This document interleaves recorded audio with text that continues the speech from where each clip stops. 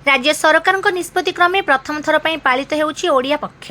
April 1 तारिख आरंभ होइथिबा एही पक्ष 14 एप्रिल महाविषुव संक्रांति बा पणा संक्रांति रे समापन हेबो।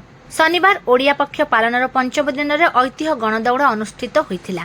तालबुणिया स्पोर्ट्स कम्प्लेक्स ठारे अतिरिक्त जिलापाल प्रशासन शरद चंद्र बेहेरा मुख्य अतिथि भाव जोगदे आमे ओडिया बोली जेतिकी गर्वित, आमर ऐतिह्य और परंपरा मध्य तत्वधिक मोहनीय यह विश्व दरबार में प्रतिपादित करिवार आवश्यकता रही।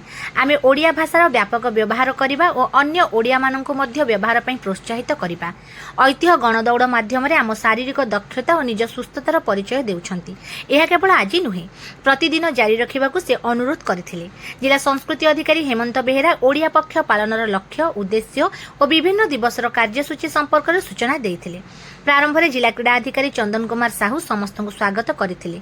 अन्य मानक मध्य सूचना और लोक संपर्क उपनिर्देशक संतोष कुमार सेठी, जिला शिशु सुरक्षा अधिकारी मनोज कुमार त्रिपाठी, खो खो हाई परामर्श सेंटर मुख्य coach Sanjeev Sharma, boxing coach Sudarshan Sahu प्रमुख उपस्थित रही समस्त उत्साहित करथिले। पर अतिरिक्त जिलापाल पताका देखाई गणदौड़र शुभारंभ करथिले।